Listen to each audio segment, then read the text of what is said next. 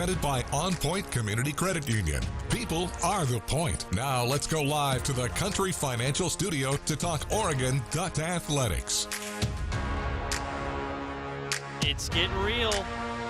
Football team put on the pads on Friday. It is game week. The Ducks are playing this week. Oregon soccer is in action on Thursday with the season opener. Men's basketball played this weekend. We had a world record this week. There's a lot to go over here. I'm Chris Clayton. Happy to have you along with us here on Duck Insider. I'll be with you for pretty much every Monday here on Duck Insider the rest of the year. So we're excited about that as well as we go live here from the Country Financial Studio. Duck Insider presented by OnPoint Community Credit Union. All right, so let's start with what happened this weekend with women's soccer. Of course, they're looking forward to Thursday, but they had a nice tune-up on Saturday. The Ducks played at Idaho, so a cool opportunity for them, first of all, to play in the Kibbe Dome, which is a very unique experience there, whether you're playing football or American football. Really cool to play in the Kibbe Dome. There's a lot of newcomers for Tracy Joyner's team this year. 11 freshmen and 7 transfers. So any game experience the Ducks can get is very useful. So they were able to do that on Saturday before Portland State's season opener. And Tracy Joyner will be on the program later this week to talk more in detail. She'll sit down with Joey Mack about her team and what to expect on Thursday in Hillsborough at PSU. And how about this big news that came out today? Giselle White, part of the Oregon soccer team, just got called up to Argentina's U20 national team. She'll be in the team training camp preparing for the FIFA U20 Women's World Cup, which starts September 5th in Poland. I mean, look, you'd love to have Giselle White obviously contributing to the team, but I think as a coach and as a fan, that's an absence that you can accept. That's understandable. International duty calling White, and obviously big things expected from her this year and in years forward. That'll be some fantastic experience for her.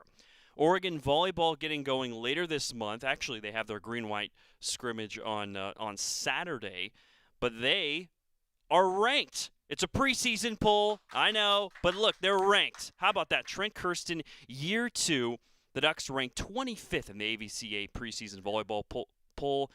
8 players coming back from last year's squad, one of 8 ranked teams in the Big Ten, a loaded Big Ten conference as always, and the Ducks are right in that pack, ranked at number 25.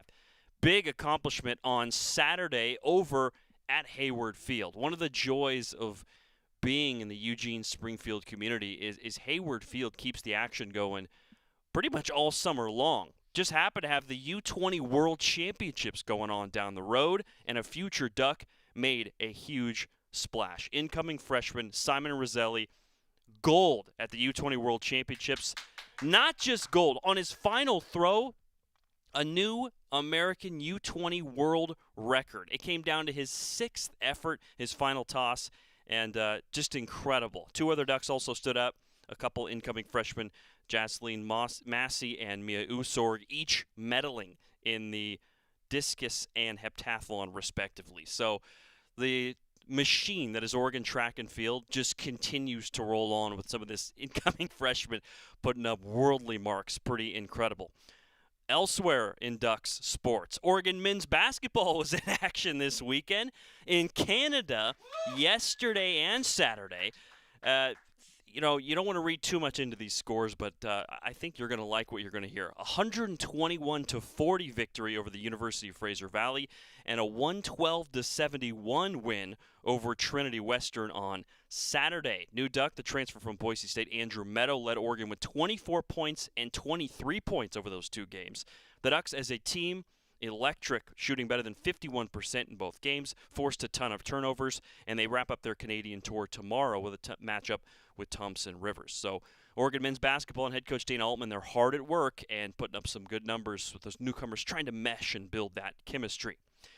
Well, it's fall camp for Oregon football, and they are deep in action and grinding and training and getting ready for the season. After Friday's practice, which was noteworthy, Friday they were in pads for the first time, and for the first time ever on the new turf fields adjacent to the brand new indoor practice facility that is still in construction. Drew Mehringer, the offensive coordinator, spoke with the media about how things are going in fall camp so far. You've developed quite a reputation among your players as a scientist. What Dante called you, the Albert Einstein of football. I think Kavika called you. Just curious what your thoughts are on this, and kind of if you think that's deserved. And That's news to me. I think it's cool that I think that the players have respect for what you know. I didn't know that till now. I think that we're all just trying to do the best we can and put them in the best position possible and continue to educate them on, more than just what they do on any given play, but how the game works, and what can prepare them to play at the next level and play for as long as they possibly can. So, I think anything like that, it's great. Just got to go out and get a little bit better every day and keep teaching them and keep growing them. This is something that Coach Hampton's experiencing as well, but with how many guys you have returning at key positions, like how much further along do you feel like you can start, and how much more complex do you feel like you can get? Complexity is a little bit of a double-edged sword, right? So every single year, there's going to be, especially in this day and age of college football, there's always going to be new faces. And you can be super complex, but it's a little bit of a balance, I guess. It's at the expense of what? You could run 100 million plays. How many reps are you going to get all those plays? So how well do you think they're going to get executed in the game? So it's our job as coaches to create that balance to where we're not running the same play every single time, and everybody in Autzen Stadium knows exactly what play is coming, much less the defense. But as well, make sure that we get the reps necessary so that when we do play in Autzen Stadium, we call that play, the players know how to execute it versus, the myriad of defenses they could see. And certainly our defenses gives us a lot of those looks already, so they do a lot of stuff.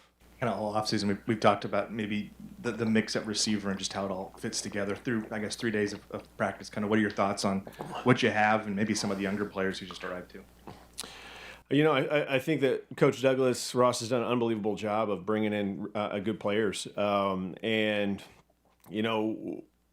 We tell everybody that if you're good enough, you're old enough. And there are no jobs that have been solidified or anything like that. You got to go out and earn it every single day. There's been plenty of examples throughout the history of sports and in any other industry, I would assume, right? We use the Wally Pipp story quite a bit. To say, hey, you think you can take a day off, and Lou Gehrig may take your job and may never give it back. So, it's a meritocracy. You got to go out and earn it. And I think that we have good culture here on in the entire organization to where guys feel that and they push each other, and even so much so that they want the other side of the ball to push them. Which I think is cool. So for the young guys in the wide receiver room, I think they got to continue to grow and see where they're at. I think that at this point, still in fall camp right now, they just came off a great summer. Wilson Love did an unreal job with those guys. I mean, they look completely different, and it's awesome to see. I mean, it's a testament to him and what the players did over the summer. But, I think we'll have a better understanding of where we're at probably in a week or so, figure that out. Building on that question, what have you seen from Iverson Hooks through the spring and the first few days of fall camp, and how can a guy like that break through in this offense? I think for any player, whether we brought Strap, nickname Strap, we brought Strap here because he's a good player, right? It's not that he's got to climb a mountain. It's not like me going out there trying to crack the depth chart, for the Oregon Ducks in the wide receiver room. Scout team forever over here. You know what I mean? Strap's a great player. I think, too, we do a little bit more than he was doing from what I gather, from what he's told me. And he's continuing to grow in this offense. And I think that he makes plays for us. He does out there. And so we're excited about where he's at. And like I said, he's got to, like everybody else, he's got to continue to grow him. But he's in a great spot, and if he keeps pushing, I think that he'll help us a lot this year. Think about where Dante was going into camp last year around this time. How much just further along is he in his development, whether it's playbook understanding, check calls understanding, or just pure skill understanding? Just what can you say about his development entering a camp where he's quote unquote the starter? Yeah, Dante is, I think the area that Dante has grown the most is in leadership, right? And I think for him, 2 years ago, it's not his team. Even for Pancho, guys like Pancho, it's still not really his team. And guys like that have grown into those roles, and they are the standard for the way that things operate. So I think his biggest growth and development has been in his leadership role and the way that he pushes guys outside, and not just does it with his words, does it with his actions. Like, he'll be the first one at a signal meeting, right? It's really designed for young guys, new guys that haven't been around, but he'll be there, right? And he'll make sure that freshmen are there.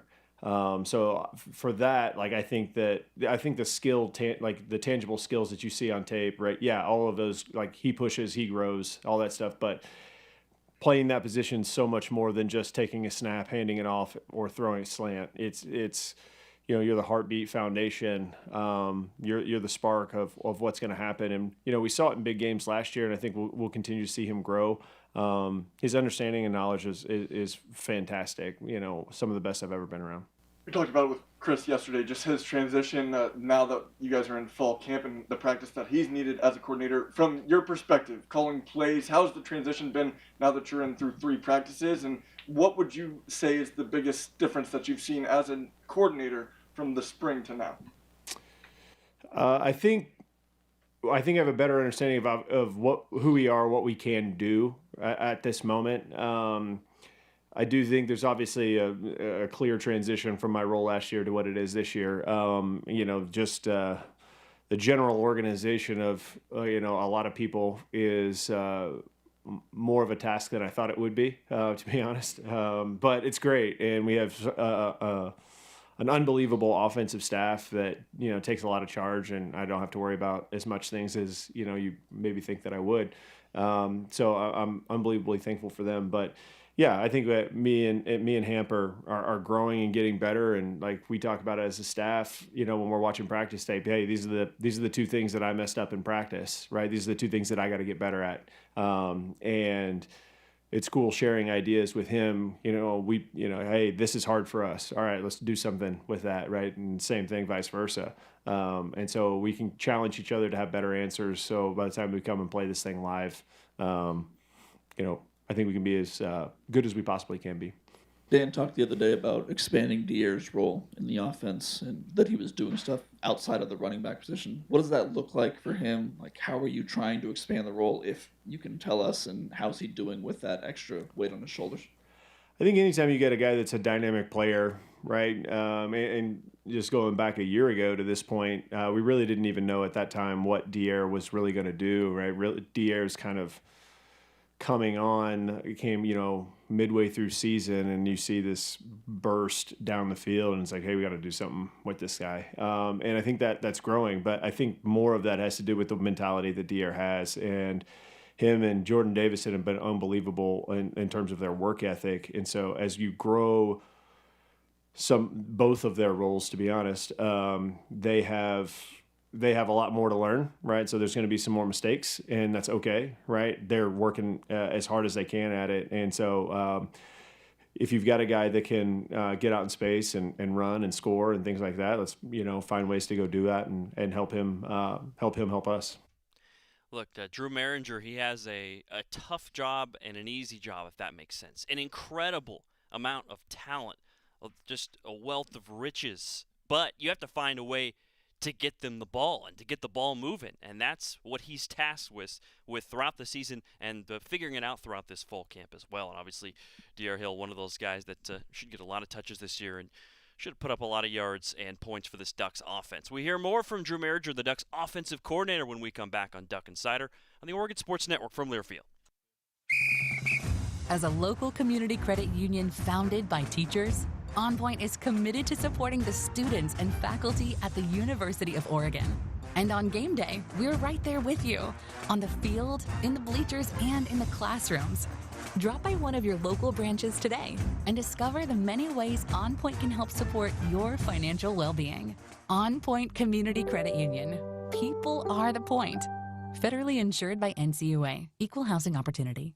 We know you turn to the Duck Store for all your game day needs, and for students at the University of Oregon, it's even more. Class supplies, jobs, a seat on our board, a place to take a quick coffee break. Because we're your student-first, non-profit college store, every purchase you make directly supports the very community we serve. From working at our counters to studying in the classroom, from directing our stores to cheering in the stands, the people we serve, the students, are the very people who are the Duck Store. Duck Insider continues from the Country Financial Studios in 1 minute on the Oregon Sports Network from Learfield.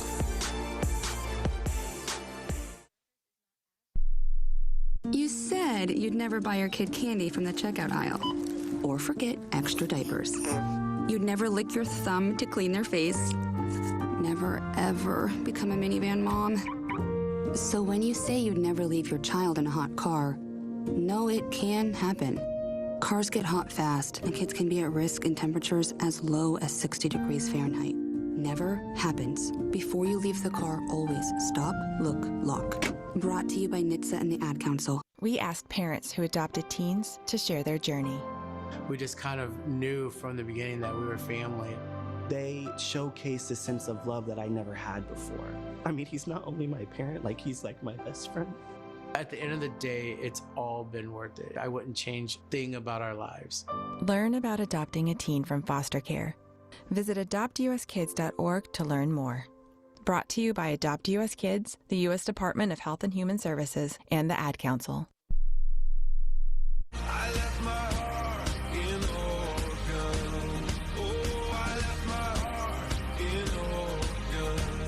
Yeah, I left my heart in Oregon. There's just a few Saturdays left for its football season. So I guess this is the time to get your Saturday plans in order, because your life's going to be occupied by college football and Ducks football. Coming up in just a few weeks, it's happening. It's getting real. Drew Mehringer, the offensive coordinator for the Ducks, they're already hard at work getting ready for that season opener just a few weeks away. It's your part two, as Drew Mehringer, the OC, spoke to the media on Friday. When you zoom out and sort of look back at last year and come into this year with obviously slightly different personnel, what do you see as sort of the biggest areas you think this offense can improve, heading into this year? Yeah, I think that we looked at it, and when we played our best, it's kind of the age-old adages of football. We don't turn the ball over, so we create explosive plays, right? And so as we continue to do that, Will did a great job last year, and we've got to find ways to run the football at times when we need to. And I think, as we get down into the red zone, we can grow there and do some better things there. So I think we're looking at all of that, we got a fresh slate of guys that might be playing for us up front, and so what can they do and how can we help them? And so I think every year it's a new puzzle to figure out. And last year is last year, and we kind of leave it there. And what can we do moving forward, rather than, you look at it from like, hey, where can we improve? But more of how can we take the personnel that we have to go improve that, rather than we just need to fix this problem, if that makes sense, because it might be a completely different solution. And seeing Dylan Raiola in the spring, what kind of stands out in terms of what his offseason looked like, and maybe some thoughts on how the fall camp has started for him? Dylan's super smart player, great arm talent, excited about where he's grown. I think he's done a tremendous job of working to get his body right, working on his own to not only know the offense, but also integrate into the team. And I think that there's, a guy like that, it takes a sense of humility to be him. And so I have a lot of respect for him and for what he's done and how he's integrated into this team. He's growing and doing a great job. Love where he's at. I think that, we all knew he was talented. It was never an issue of whether or not he was talented, but it's harnessing all of that and getting it to go in the right direction for him. And I think he's embraced that and is continuing to grow that way. And that for us, that's been really exciting. The quarterback position always naturally just kind of gets the leader face of the program. How have you seen Dante kind of manage that? He feels totally different from watching him at Big Ten Media Day and talking to him at Oregon Media Day. He's comfortable. He's embraced that, and I guess just how have you seen him kind of handle the, I don't know, pressure's the right word, but just the expectation of being a face of a program? That's a good question. Ooh, wow, that was really loud.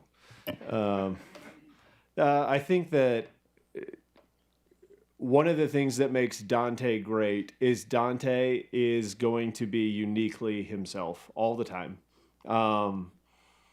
It doesn't mean that he's going to be himself in spite of his responsibilities. I think he embraces that role. I think probably and again, it's always funny when we start talking about like these types of questions with 21. He just turned 21, right? 21-year-old kids. That they're having to grow up like 15 years all of a sudden, feeling seemingly overnight, right? And but the cool thing about him is he's never not been himself. He's never, despite everything else that goes around him, at his heart, he's still a kid that likes to hang out at his house. He doesn't like to do a whole lot. He'll hang out with the guys from time to time. He's a normal kid. He likes to play golf now, that's just great, So how has he handled it? I think he's taken everything in stride, but I think part of the cool thing about that, and you don't see it very often, is he hasn't changed who he is. He hasn't changed his values. He hasn't changed his routines. He hasn't changed anything about himself. He just understands that, hey, there's a few more things I got to do. And I think that's hard for a 21-year-old to be able to do, but he's done it, I think, extremely well. When you answered the question about Dante's leadership, you also mentioned Poncho. Coach Lanning talked about the competition at the offensive line and the new faces that people could possibly see. How important is it to have someone like Poncho who has that experience, especially when you have that competition with some younger guys and new faces? To have Poncho in his leadership now, how important is that for you? I don't think that you could ever really put a value on having a great player with a ton of experience that's also a phenomenal leader. I mean, those people are invaluable. So I'm super thankful that Poncho is here. Poncho is the rock, the apex in there, and not only great for the offensive line unit, but great for the offense and the team as a whole. Just the way that if Poncho gets coached on anything, like Poncho's not the fourth-year starter guy that's like, Coach, I'm good. Like, he's like, got it, Coach. Yep, I'm going to get that fixed. Like it's day one, right? And I listened to a story about Jerry Rice in his 19th year in the NFL in the same offense, right? And they're putting in dragon, slant, arrow, and he's writing it down like he's never run that play before, and he's run that play 10,000 times, right? But it's the point to him that he's like, he's not too big time to take notes and learn something new that day. And I feel that way about Poncho, and it just leaves no excuse for anybody else in the program. And he's vocal, he's tough, he's physical, or he's everything that you want that kid to be. So the value of him, I don't know that you could place a value on that. That's extremely hard to find. Where's Dink at right now in your eyes? I mean, we know the injury last year. We saw him kind of ramping up a little bit during spring ball. Where is he going into this new season? Dink's doing great. I think that Dink's pushing as hard as he's ever pushed. And I do think that, for some guys, like, setbacks change the way that they view life. I think that probably happens for all of us. And to where, hey, not everything is just going to happen the way that it always has. You don't just go from JV football to varsity and then, hey, I'm pretty good, so I know I'm going to go play college. It's just a matter of, like, where. So Dink is pushing as hard as I've ever seen him push, and it's been awesome to watch. He's extremely focused and competitive. I think that room is really, really tight. I think Sam does a really good job in that room, and so he's got two other guys in that room that are also pushing him, but he's also having to lead some of the new guys that are in that room as well. So he's not a super vocal guy or anything like that. He's pretty quiet, right? But he's tough. He works his tail off. I was proud of myself. I caught myself on a profanity right there. I was really proud of myself. But he's working his tail. And I think that if he continues to do what he does, he'll be he's right there. He's right in the mix, and we're excited about where he's going. Drew Mehringer talking to the media. Very lucky Duck fans are in the Duck community to have an OC like him. Obviously, football genius, but he's also just really fun to listen to. We were talking off the air about you should get a podcast one day. Just really fun to hear him talk ball and talk about these Ducks. When we come back, we'll get some defensive perspective. One exciting new name, Koi Perich, going to be part of the Oregon defensive backfield. We'll hear from him next on Duck Insider on the Oregon Sports Network from Learfield. Jan on the street.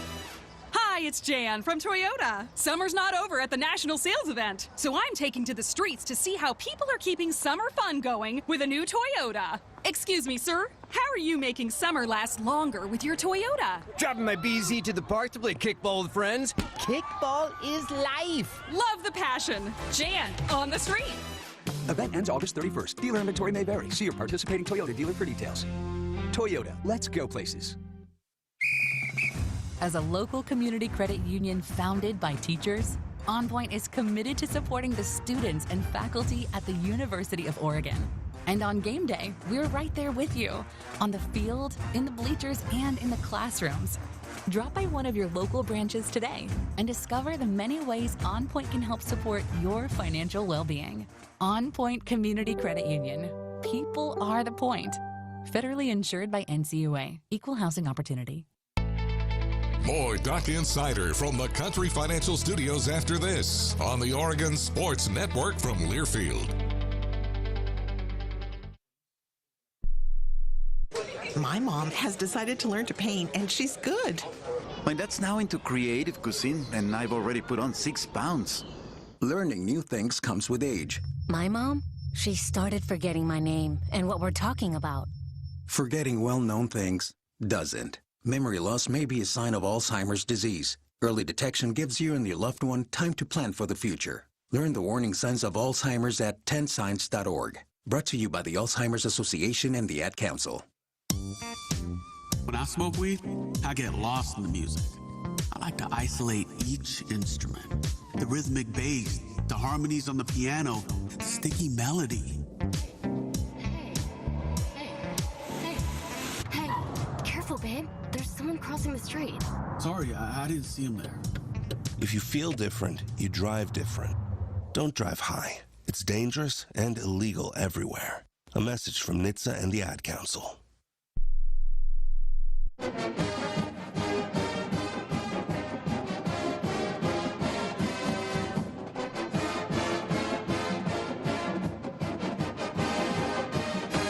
Back in the Country Financial Studio, this is Duck Insider presented by OnPoint Community Credit Union. It is watch list season, and one of those names that has been on a watch list multiple times now is new Oregon safety Koi Perich.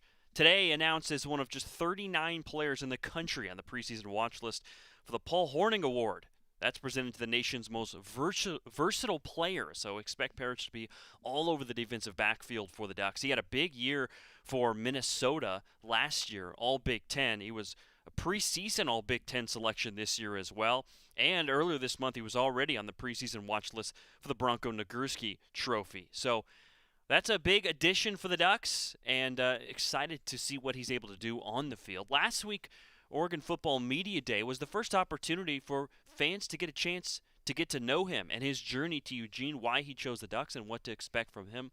Excited to hear from him himself. This is Koi Perich talking to the media last week. All right, how have you been liking Eugene? I love Eugene. I think Eugene is pretty similar to Minnesota in just like its weather. And I have no complaints about it. I think everything's been great to me so far. All the people and the coach has been really great to me. I made a lot of friends here. It's been awesome. I know if you could have it your way, you would skip this whole process and go straight to the Vikings roster, but here we are now. Just talk about how Oregon fits in you chasing your dreams and how you think they can get you closer to being a Viking. I'd love to be a Viking. I'd love to be on any NFL team. But, yeah, I just take it one day at a time here at Oregon. Obviously, me and my safeties and I have been grinding each and every day, getting in extra work, if it's doing slot man or doing tackling. Just keep on doing that every single day and just being consistent. It's going to really help this process out. You mentioned a lot of similarities between here in Eugene and out in Minnesota, but what has been a challenging adjustment for you? I would say a challenging adjustment. Honestly, just I think this is a funny answer. It's just where the tubs are. They're in a different building than our locker room, so you just have to walk outside. I think that's a challenge for me. When did that first become a problem? Did you get lost? Talk about the story of the tubs. Well, I was always confused, like, well, where are the tubs? They're usually in the locker room. But yeah, ultimately they're in the training room, which is in a different building. I ended up finding them, so it was all good then. Are you one of those people that hate to ask questions and figure it out, or do you not have a problem with just asking for some help? I mean, if I can do it by myself, I'd rather do it myself, but I have no problem asking a question, asking for help. Koi, Media Day and Big Ten Media Day, Dan talked about on your visit out here, you guys went and you were looking at housing or something like that, and he could tell that you were bored with the process or didn't want to do that process, and he was like, hey, you want to go talk football, you want to go watch football, and you were all in on that. Do you remember that time, and do you remember that moment? Yeah, it was actually, we were taking pictures. I just didn't want to take any pictures, so ultimately didn't end up taking any pictures and just went up to go watch their defense and how it was run, and obviously I loved it. So. Did you watch the Peach Bowl? Who were you going for? What did you think of the game? Is that when they played Texas Tech? Is that one, or is that the Indiana one? That's Indiana. I was actually on my plane ride to Oregon when they were playing Indiana, so it was like cutting in and out. And then I turned it on, and they were down by 21. It wasn't the best sight, but played hard. What brought you here? What put you on that plane? Like, why did you come take a visit to Oregon? I just wanted to be on a contender and a great program. I think Oregon is both of those. There's a lot of great coaches, great players here, and with both of those in the equation, you're going to have a lot of success, and hopefully I can add to that. Has it lived up to your expectations in these 6 months that you've been here? Oregon's been great. I have no complaints. Everything's been amazing here. What's the football culture like growing up in Minnesota? Growing up in Minnesota, I didn't really grow up in a big town. Grew up with less than probably 1,500 people, so just getting kids out to play. If it's getting 4 kids out just playing one-on-one and just enjoying your time out there, just getting under the lights, just trying to enjoy the football. What's the bigger culture there? Is it hockey or is it football? I'd probably say it was a mix, probably basketball.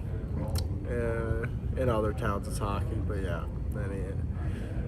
football's not the top priority in Minnesota, I would say.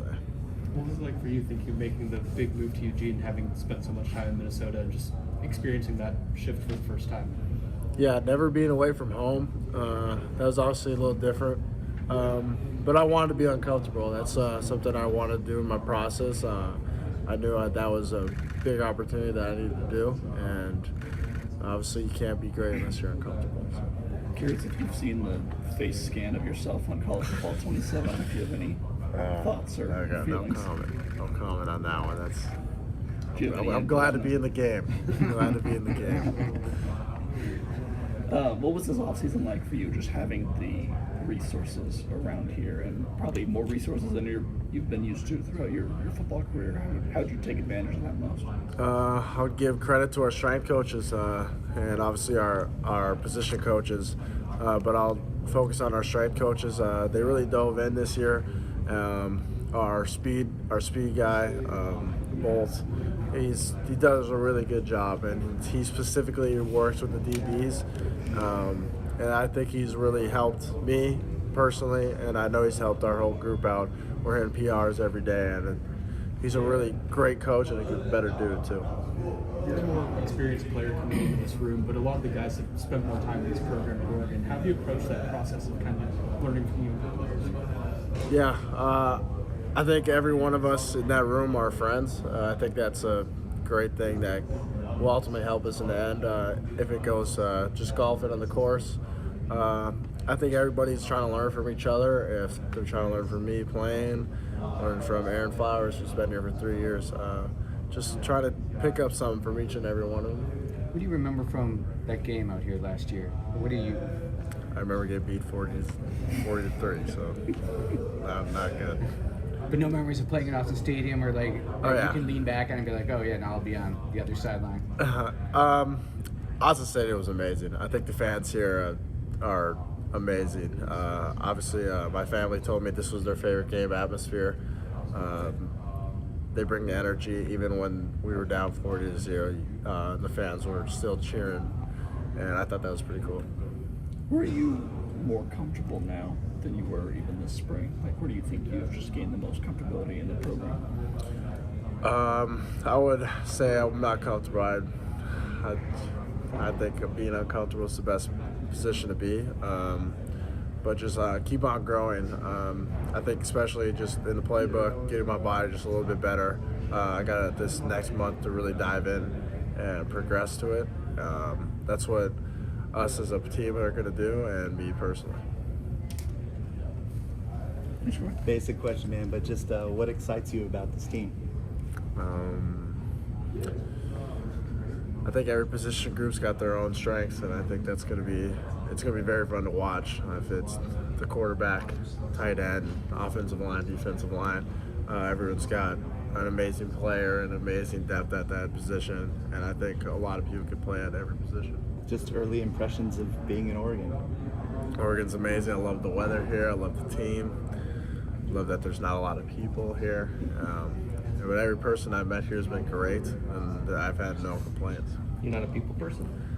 I would say I would rather be in the Boundary Waters in Minnesota on just fishing in a canoe.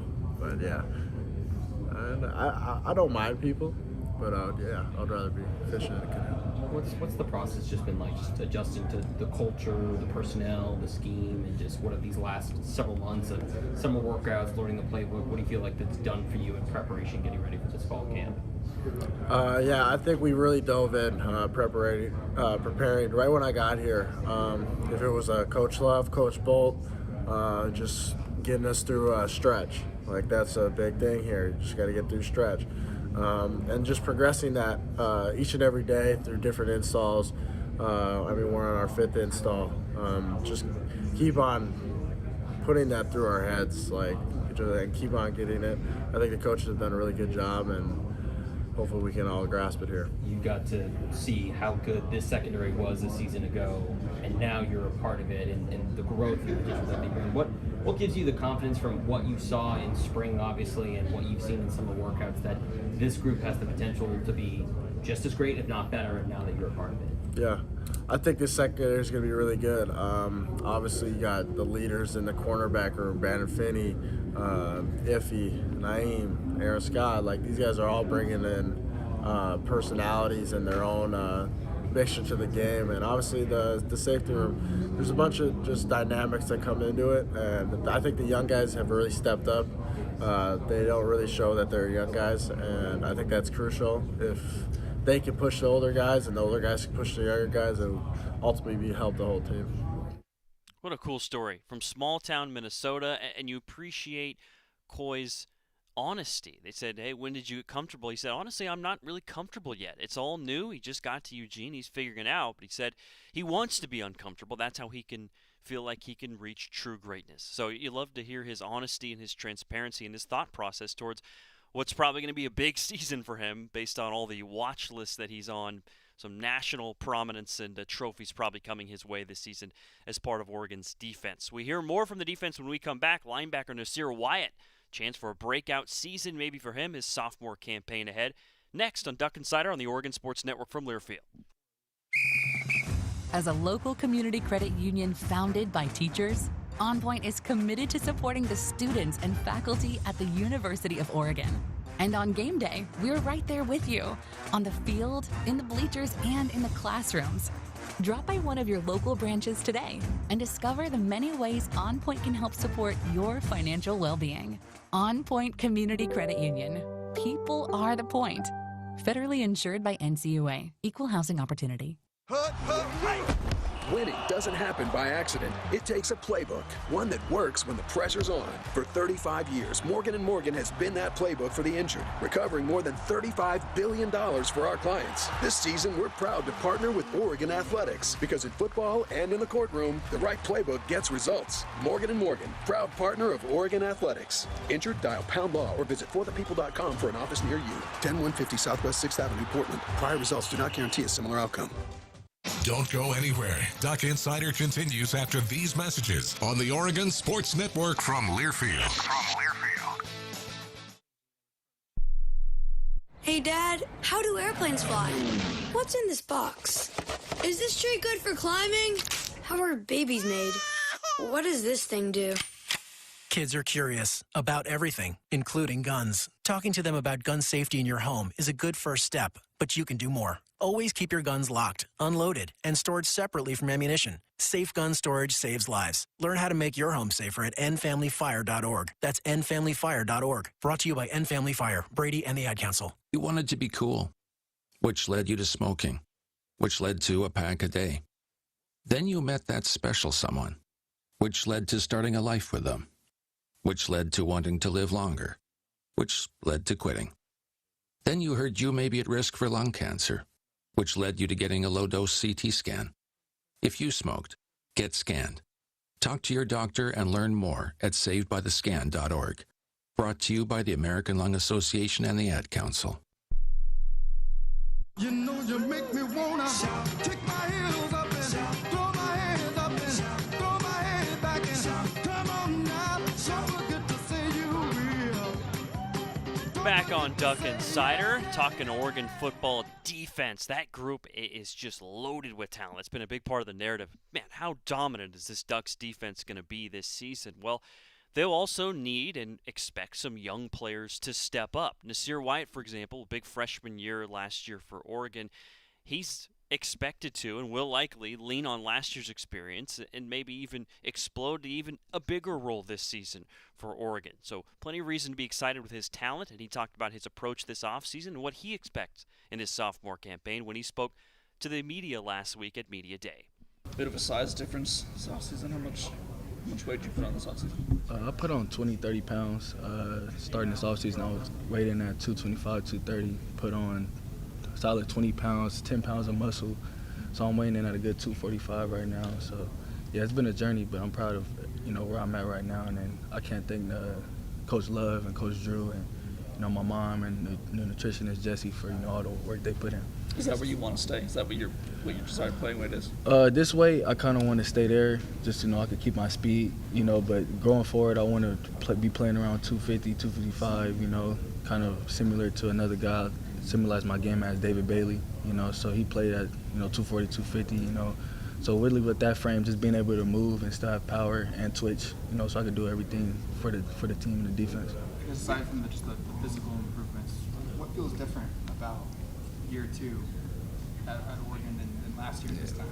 I say just the team and the camaraderie that we in. I feel like last year, we had a lot of guys here, that was kind of just focused on themselves, But I feel like this year, we're really changing that. I feel like we're really honing in on everybody getting rid of their egos and everybody coming together, just to create something special, So all Coach Lana talks about is just making history, so that's all we're really trying to do. What about you personally as well?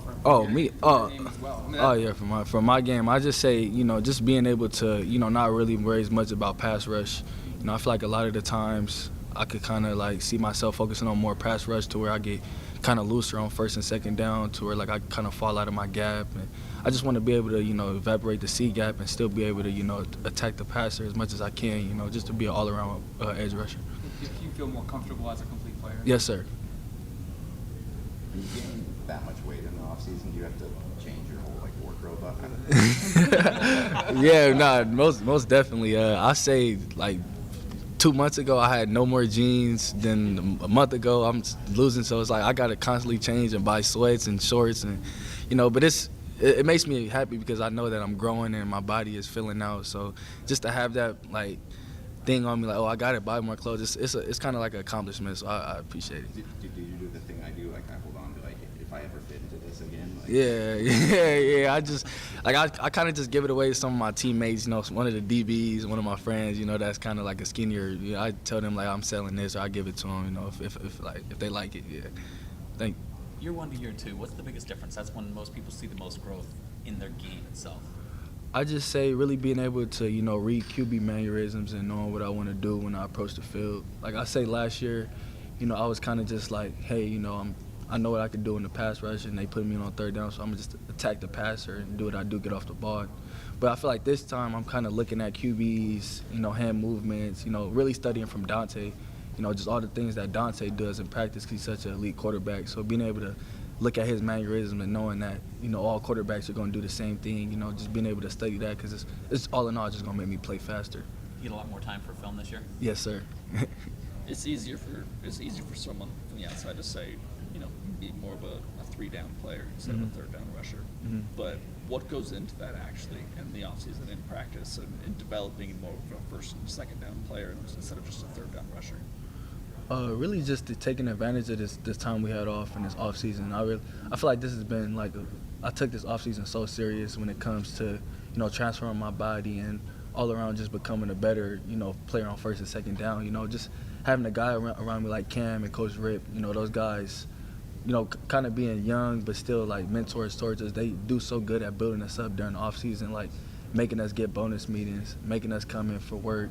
You know, no matter if we want it or not, you know, they tell us like, because this is going to make you better. So I feel like that, having them around me to like have that, people to be like, hey, you need this bonus meeting, that was real special to me. Like made me want to just push more, and it kind of just made me think like, instead of, you know, looking at this as I have to go to work, you know, I get to just go to work with these guys, you know, because I do love them, appreciate them so much. Yeah. Dan's got a reputation of being a great motivator. Yeah.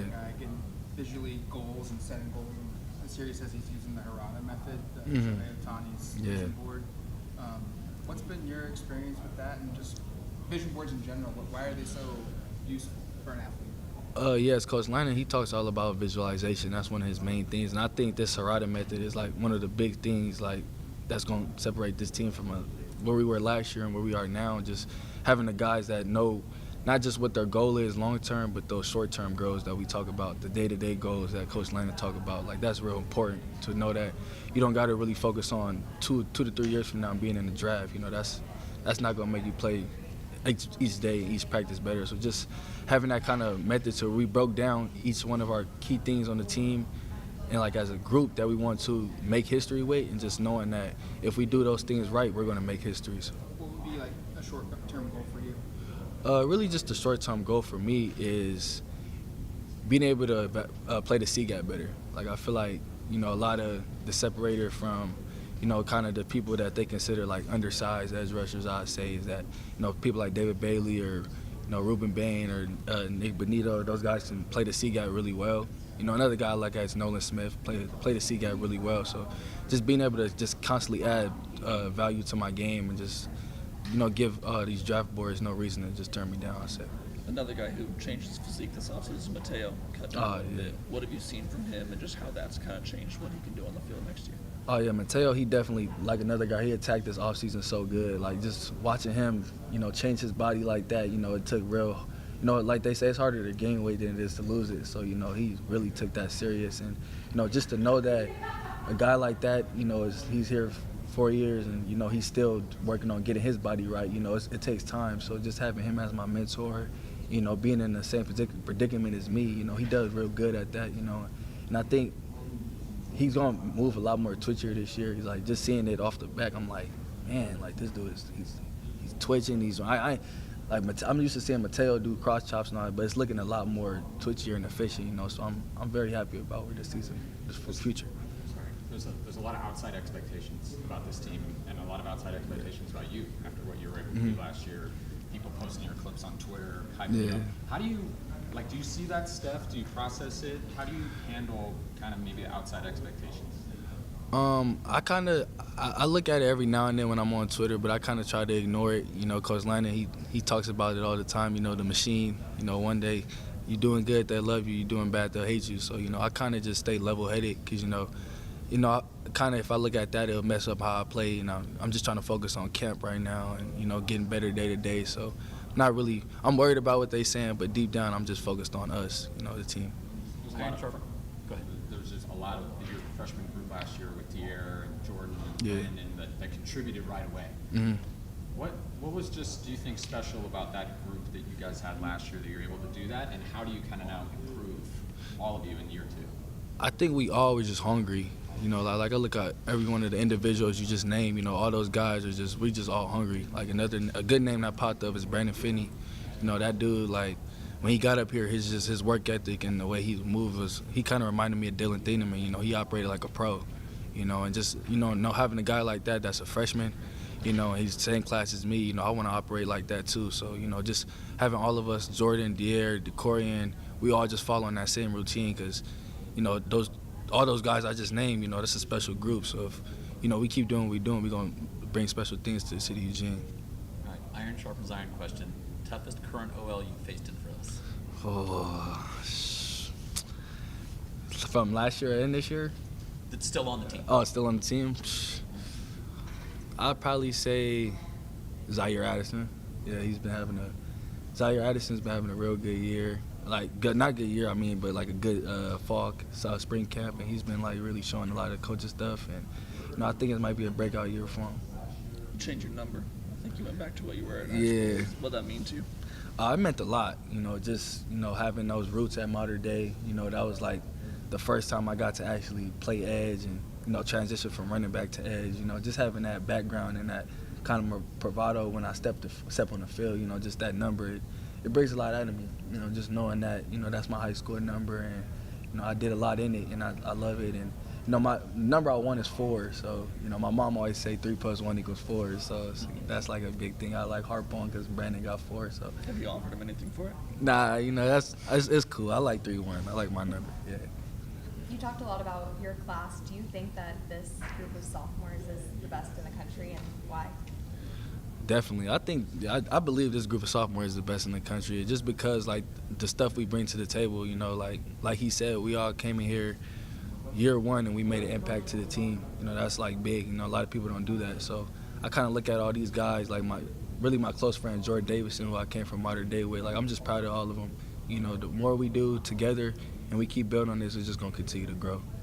That's Nasir Wyatt talking to the media. Could be big things ahead. You heard him talk early on about all the weight he's gained, the greatness he's seen from his teammates. Really excited about this Oregon football defense in the coming weeks ahead with the season opener about 3 weeks away here now. When we come back, we wrap up the show. A lot of news, actually, from this weekend and preview what's ahead on Duck Insider this week on the Oregon Sports Network from Learfield.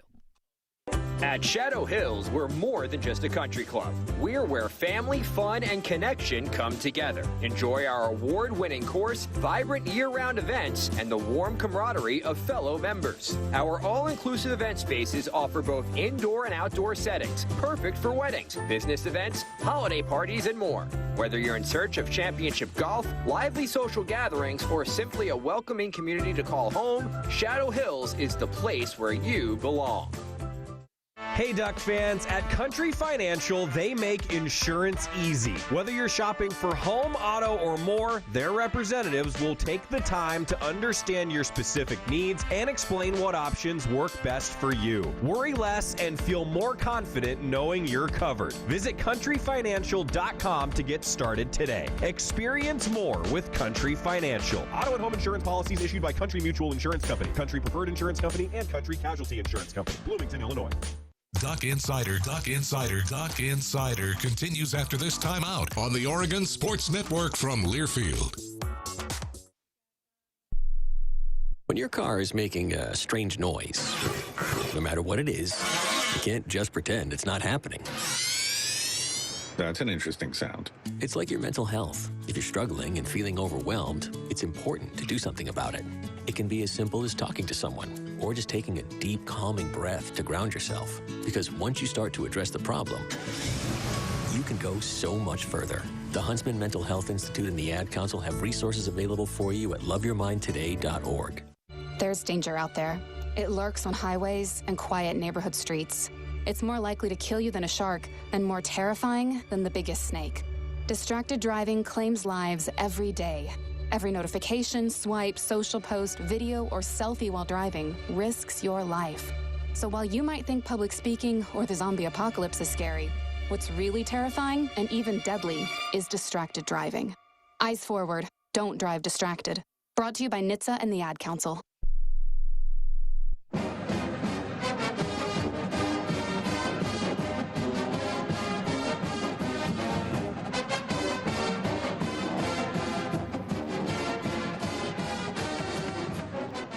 Back in the Country Financial Studio, this is Duck Insider presented by OnPoint Community Credit Union. Wrapping up the show, just wanted to go over some of those notes that we spoke about earlier on in the program. This weekend, women's soccer was in action at Idaho, their final tune-up of their exhibition, because it is game week. Thursday, up in Hillsboro, a little rivalry matchup with an in-state program at Portland State at Hillsboro Stadium. That'll be at 7 p.m. on ESPN+. I'm actually going to be on the call for that one. Ducks and the Vikes on Thursday. So that'll be a fun one. And then a matchup with Gonzaga, which is, I was just about to say WCC. That is now a Pac-12 program. That's a nice challenge. So Tracy Joyner and the Ducks starting off with a couple nice challenges there, trying to tune things up.